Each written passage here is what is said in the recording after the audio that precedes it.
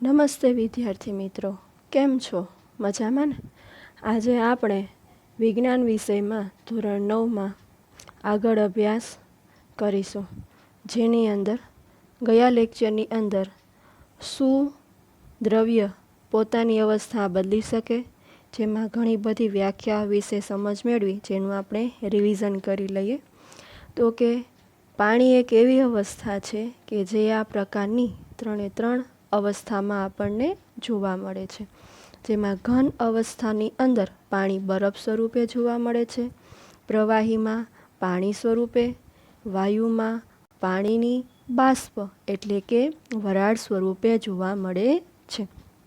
ત્યારબાદ આપણે પ્રયોગ દ્વારા પણ સમજેલું કે બરફનું પાણીમાં રૂપાંતર થવાની પ્રક્રિયા અને પાણીનું બાષ્પમાં રૂપાંતર થવાની પ્રક્રિયા, કે જેની અંદર આપણે તાપમાનની નોંધણી કરી કે જ્યારે બરફનું પાણીમાં રૂપાંતરણ થાય છે ત્યારે તેનું તાપમાન 0 સેલ્સિયસ એટલે કે 273 કેલ્વિન, અને જ્યારે પાણીનું બાષ્પમાં રૂપાંતરણ થયું ત્યારે તેનું તાપમાન 100 સેલ્સિયસ એટલે કે 373 કેલ્વિન થયું હતું. જેની અંદર આપણે વિવિધ વ્યાખ્યાઓ વિશે સમજ મેળવી હતી, જેમાં સૌ પ્રથમ ગલન, તો કે ગલન કોને કહેવામાં આવે છે?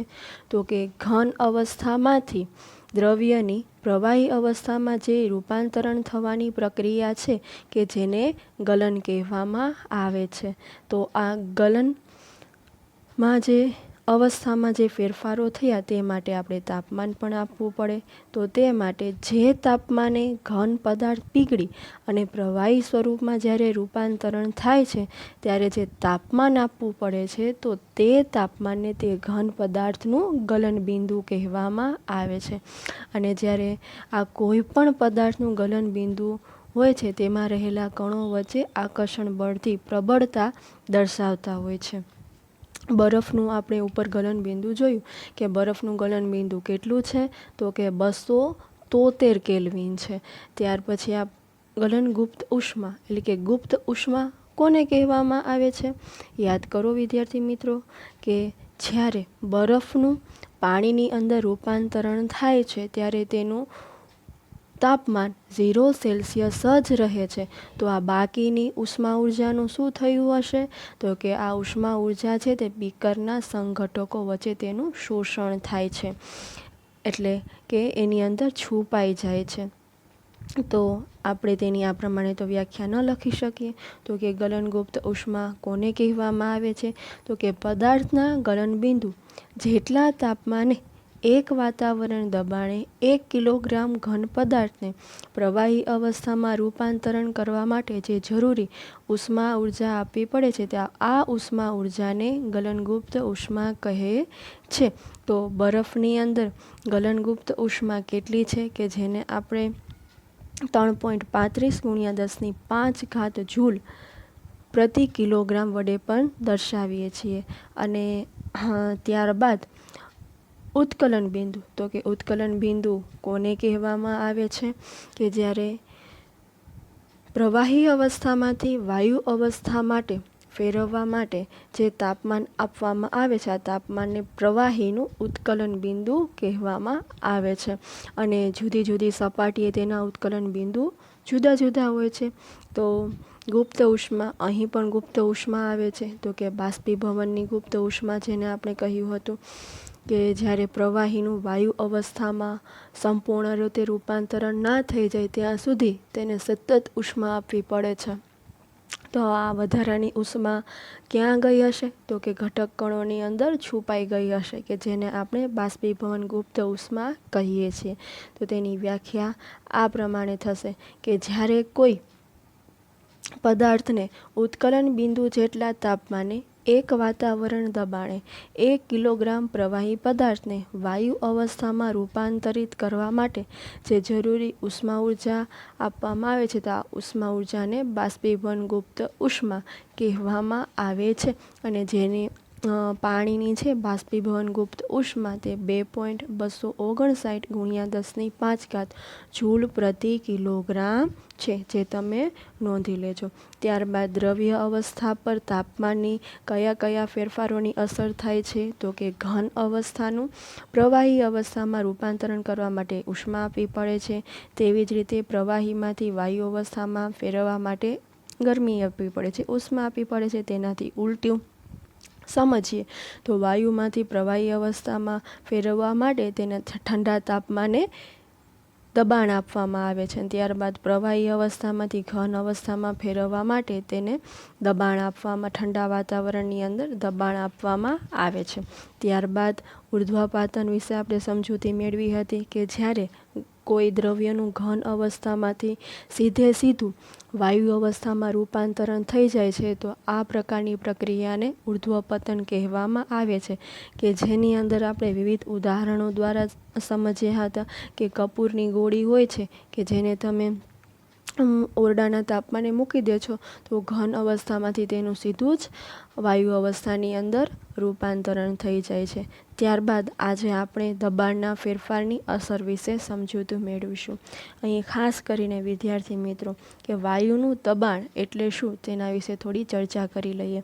કે જ્યારે પાત્રની દિવાલ ઉપર વાયુના કણો છે તે પ્રતિ એકમ ક્ષેત્રફળ પર જે બળ લગાડે છે જેને આપણે વાયુનું દબાણ કહીએ છીએ.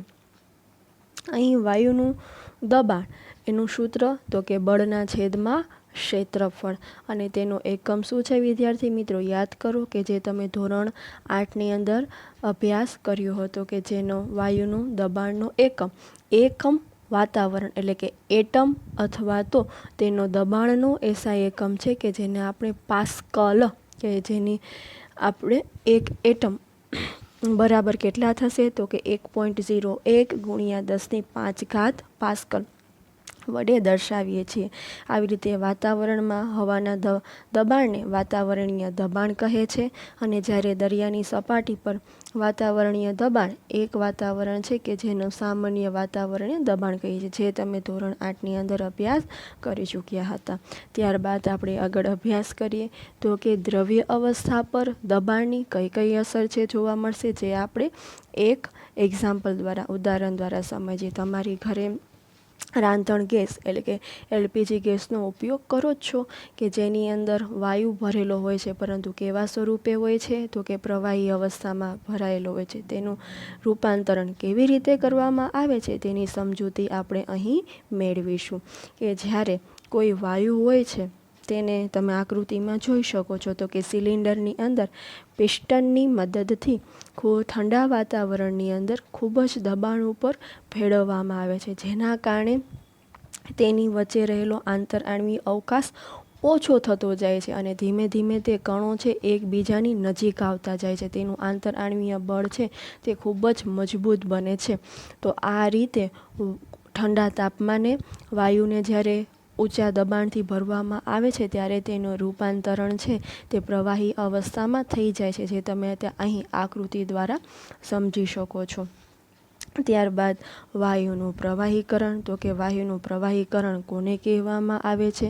તો કે જ્યારે નિયત જથ્થાનું વાયુનું દબાણ વધવાથી અને તાપમાન ઘટવાથી તેનું પ્રવાહીમાં જે રૂપાંતરણ થવાની જે પ્રક્રિયા છે તો આ પ્રક્રિયાને વાયુનું પ્રવાહીકરણ, જે આપણે ઉપરના એક્ઝામ્પલ દ્વારા સમજ્યા કે જ્યારે વાયુને ઠંડા તાપમાને દબાણપૂર્વક ભરવામાં આવે છે ત્યારે તેનું પ્રવાહી અવસ્થામાં રૂપાંતરણ થાય છે, કે જેને વાયુનું પ્રવાહીકરણ કહેવામાં આવે છે. ત્યારબાદ વિદ્યાર્થી મિત્રો તમે સૂકા બરફ વિશે સાંભળ્યું હશે. તો કે સૂકા બરફ કોને કહેવામાં આવે છે? કે જ્યારે કોઈ વાતાવરણના દબાણે, એટલે કે દાખલા તરીકે આપણે એક વાતાવરણ લઈએ તો કે એક વાતાવરણીય દબાણે જ્યારે ઘન CO2 એટલે કે કાર્બન ડાયોક્સાઇડ ઘન CO2નું પ્રવાહી અવસ્થામાં રૂપાંતરણ કર્યા વિના સીધો જ જ્યારે તેને વાયુ અવસ્થામાં પરિવર્તિત થઈ જતો હોય છે તો જેને આપણે ઘન CO2 ને સૂકા બરફ તરીકે ઓળખીએ છીએ. એટલે કે જ્યારે જો વાતાવરણીય દબાણ એક વાતાવરણ હોય, એટલે કે એક એટમોસ્ફિયર હોય, તો ઘન CO2નું પ્રવાહી અવસ્થામાં આવ્યા વિના સીધો જ વાયુ અવસ્થામાં રૂપાંતરિત એટલે કે પરિવર્તિત થઈ જાય છે. તો કે જેને આપણે ઘન CO2ને સૂકો બરફ તરીકે એટલે કે ડ્રાય આઈસ તરીકે ઓળખીએ છીએ. તો આ રીતે આપણે કહી શકીએ કે પદાર્થની અવસ્થાઓ એટલે કે ઘન, પ્રવાહી અને વાયુ દબાણ અને તાપમાન દ્વારા નક્કી થાય છે. જો ઘન અવસ્થાનું સીધું જ વાયુ અવસ્થામાં અથવા વાયુનું સીધું જ ઘન અવસ્થામાં રૂપાંતરણ થઈ જતું હોય તો જેને આપણે ઉર્ધ્વપાતન તરીકે ઓળખીએ છીએ. અહીં વિદ્યાર્થી મિત્રો ખાસ નોંધવા જેવી બાબત કે ઠારણ કે જેને આપણે ઘનીકરણ તરીકે પણ ઓળખીએ છીએ, એટલે કે ઘન અવસ્થામાંથી પ્રવાહી અવસ્થામાં જ્યારે ગલન એટલે કે ઉષ્મા ઉર્જા આપવામાં આવે છે ત્યારે ઘન અવસ્થામાંથી તેનું પ્રવાહીની અંદર રૂપાંતરણ થાય છે. અને પ્રવાહીને જ્યારે ઠંડુ પાડવામાં આવે એટલે કે ઘનીકરણ કરવામાં આવે છે ત્યારે તેનું ઘન અવસ્થાની અંદર રૂપાંતરણ થાય છે. તેવી જ રીતે જ્યારે પ્રવાહી અવસ્થાનું વાયુની અંદર રૂપાંતરણ કેવી રીતે, તો કે બાષ્પીભવન, જ્યારે પ્રવાહીને સંપૂર્ણ રીતે ઉષ્મા ઉર્જા આપવામાં આવે છે ત્યારે તેનું વાયુની અંદર રૂપાંતરણ થાય છે. તેવી જ રીતે વાયુને જ્યારે ઠંડો પાડવામાં આવે છે અને પ્રવાહી અવસ્થામાં રૂપાંતરણ થાય છે કે જેને આપણે સંઘનન કહીએ છીએ. જેમ ઘન અને વાયુ જ્યારે તેમાં તરત જ પ્રવાહી અવસ્થામાં રૂપાંતરણ થયા વિના ઘનમાંથી વાયુની અંદર રૂપાંતરિત થઈ જાય તો જેને આપણે ઉર્ધ્વપાતન કહીએ છીએ. ત્યારબાદ બાષ્પીભવન વિશે 1.5 કે જેમાં બાષ્પીભવન વિશે આપણે આગળ અભ્યાસ કરીશું. તો કે અહીં બાષ્પીભવન એટલે શું, આગળ આપણે અભ્યાસ કર્યો કે જ્યારે દ્રવ્યના કણો છે તે સતત ગતિશીલ હોય છે અને જે ક્યારેય અટકતા હોતા નથી, એકબીજા સાથે સતત છે તે અથડાયા કરતા હોય છે. આમ નિશ્ચિત તાપમાને દરેક ઘન, પ્રવાહી અને વાયુ પદાર્થના કણોમાં છે તે જુદી જુદી માત્રામાં તો ગતિ ઉર્જા રહેલી જ હોય છે. આમ પ્રવાહી અવસ્થામાં સપાટી પર રહેલા જે કણો હોય છે તે ઘણા અંશે એટલે એટલી બધી ઉર્જા હોય છે કે તે બીજા કણોના આકર્ષણ બળથી મુક્ત થઈ જતા હોય છે. એટલે કે ઉત્કલન બિંદુથી પણ ઓછા તાપમાને પ્રવાહીનું વાયુની અંદર રૂપાંતરણ થઈ જાય છે. તો આ ઉત્કલન બિંદુથી ઓછા તાપમાને જ્યારે વાયુની અંદર રૂપાંતરણ થાય છે કે જેને આપણે બાષ્પીભવન તરીકે ઓળખીએ છીએ. કે જેને આપણે કેટલાક ઉદાહરણ દ્વારા સમજીએ કે જ્યારે તમે કપડાં સૂકવાને મૂકો છો અને ત્યારે છે કપડાં ભીના હોય છે અને થોડા સમય પછી તમે જુઓ છો તો કપડાં છે તે સુકાઈ ગયા હોય છે. આવી જ રીતે તેની અંદર રહેલા જે પાણી છે કે જેનું બાષ્પની અંદર રૂપાંતરણ થઈ જાય છે. આ તો થઈ ભીના કપડાની વાત. અને ત્યારબાદ બાષ્પીભવનને અસર કરતા પરિબળો, તો કે ઘણા બધા પરિબળો છે કે જે બાષ્પીભવનને અસર કરે છે કે જેની અંદર તમારે એક ઘરે પ્રયોગ કરવાનો છે કે કસનળીની અંદર 5 ml પાણી લઈ અને બારી પાસે તમારે કે પંખા નીચે મૂકવાની છે. ત્યારબાદ ચાઈના ડીશની અંદર 5 ml પાણી લઈને તેને પણ બારી પાસે અથવા તો પંખા નીચે રાખવાની છે. પછી ખુલ્લી રાખેલી ચાઈના ડીશને 5 ml પાણી ભરી અને તેને તમારા કોઈ વર્ગમાં કે કબાટ નીચે રાખવાની છે અને તમારે ઓરડાનું તાપમાન ખાસ કરીને નોંધી લેવાનું છે. તો અહીં આ દરેક પરિસ્થિતિઓની અંદર બાષ્પીભવન માટે લાગેલો સમય અથવા તો દિવસોની તમારે નોંધ કરવાની છે. અને વરસાદના દિવસોમાં પણ આ પ્રવૃત્તિ કરવાની છે જેથી ખ્યાલ આવે કે બાષ્પીભવનમાં કેટલો સમય લાગશે. તો જ્યારે તમે અભ્યાસ કરો છો ત્યારે દરેક વખતે તમને જુદા જુદા તાપમાને બાષ્પીભવનનો દર છે તે જુદો જુદો મળે છે, જેના પરથી તમે શું નિર્ણય લઈ શકો કે બાષ્પીભવન ઉપર તાપમાનની તેમજ સંપર્ક સપાટીના ક્ષેત્રફળની તેમજ પવનની ઝડપ ખૂબ જ અસર કરતી હોય છે. જ્યારે તમે ભીના કપડાને છે તમે ભેગું સૂકવશો તો તેને સુકાતા વાર લાગશે, પણ તમે હંમેશા કપડાને પહોળા કરીને સૂકવો છો એટલે કે જેમ ક્ષેત્રફળ વધશે તેમ બાષ્પીભવનનો દર વધારે હશે. આપણે સિમ્પલ કપની અંદર જ્યારે ચા ભરેલી હોય છે તેના કરતાં રકાબીની અંદર જ્યારે ચા ભરવામાં આવે છે તો તે ખૂબ જ સરળતાથી છે તે ઠંડી પડી જતી હોય છે. જે પણ ક્ષેત્રફળ કે જેમ ક્ષેત્રફળ વધુ તેમ બાષ્પીભવનનો દર છે તે વધુ થઈ જતો હોય છે. તો અહીં જ આપણે એવા કેટલાક પરિબળો વિશે અભ્યાસ કરીશું કે બાષ્પીભવન પર અસર કરતા પરિબળો કેટલા છે. તો ટોટલ 4 પરિબળો છે કે જેની અંદર સપાટીનું ક્ષેત્રફળ વધવાથી, ત્યારબાદ તાપમાનનો વધારો થવાથી, ભેજની માત્રામાં ઘટાડો થવાથી અને પવનની ઝડપમાં વધારો થવાથી જે બાષ્પીભવન પર અસર કરતા પરિબળો છે. જેમાં સૌપ્રથમ સપાટીનું ક્ષેત્રફળ વધવાથી, એટલે કે આપણે જાણીએ છીએ કે જ્યારે બાષ્પીભવન કે સપાટી પર થતી પ્રક્રિયા છે, એટલે કે સપાટીનું ક્ષેત્રફળ અને વિસ્તાર જેમ જેમ વધે છે તેમ બાષ્પીભવનનો દર પણ વધે છે. કે આપણે હંમેશા કપડાં છે તે પહોળા કરીને સૂકવીએ છીએ. જ્યારે કપડાં ભેગા હોય છે તો તેટલી ઝડપથી સુકાતા નથી, પરંતુ જ્યારે તેને પહોળા કરીને સૂકવવામાં આવે છે, એટલે કે ક્ષેત્રફળ વધી જાય છે તો તે ઝડપથી સુકાઈ જાય છે. ત્યારબાદ તાપમાનનો વધારો, કે જેમ જેમ તાપમાન વધારવામાં આવે ત્યારે વધુને વધુ કણોને પૂરતી ગતિ ઉર્જા મળતી હોય છે અને જેના કારણે તેનું બાષ્પ અવસ્થામાં રૂપાંતરણ વધુને વધુ થાય છે. એટલે તો શિયાળા કરતાં ઉનાળાની અંદર દૂધ છે તે જલ્દી બગડી જતું હોય છે. દૂધને જો લાંબા સમય સુધી સારું રહે તો તે માટે તેને ઠંડુ તાપમાન અતિશય આવશ્યક છે. પરંતુ ગરમ તાપમાનની અંદર છે લેક્ટોબેસિલસ નામના જે બેક્ટેરિયાનો ઉપદ્રવ જો વધી જાય, કે જેના કારણે દૂધ છે તે બગડી જતું હોય છે અને જેનો અભ્યાસ તમે ધોરણ 8માં કરેલો છે. ત્યારબાદ ભેજની માત્રામાં ઘટાડો થવો, એટલે કે હવામાં રહેલી પાણીની બાષ્પની માત્રામાં ભેજ કહે છે. કોઈ નિશ્ચિત તાપમાને આપણી આસપાસ હવામાં એક નિશ્ચિત માત્રા કરતાં પણ વધુ પાણીની બાષ્પ રહી શકતી નથી હોતી. જ્યારે હવાની અંદર પાણીના કણોની માત્રા પહેલેથી જ વધુ હશે તો બાષ્પીભવનનો દર છે તે ઘટી જતો હોય છે. એટલે કે જેમ આપણી હવાની આજુબાજુમાં જે પાણીની અવસ્થા છે બાષ્પની, કે જેને આપણે ભેજ કહીએ છીએ.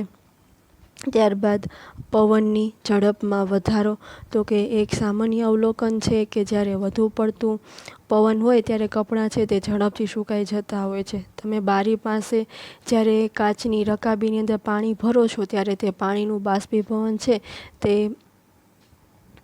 ઝડપથી થઈ જાય છે. એટલે રકાબીની અંદરથી પાણી ઝડપથી વાયુની અંદર રૂપાંતરિત થઈ. જ્યારે કબાટ નીચે જ્યારે તમે પાણીની ભરેલી રકાબી મૂકેલી હશે તો તેનું છે તે પાણીનું બાષ્પીભવન થતું નથી. એટલે કે પવનની ઝડપમાં જો વધારો હોય તો છે તે બાષ્પીભવનનો દર છે તે વધુ થઈ જતો હોય છે. એટલે કે જ્યારે વધુ પડતા પવનમાં કપડાં ઝડપથી સુકાઈ જતા હોય છે અને વધુ પડતા પવનના કારણે પાણીની બાષ્પના કણો પણ પવનની સાથે ઉડી જાય છે અને જેથી આસપાસની પાણીની બાષ્પની માત્રા પણ ઘટી જતી હોય છે.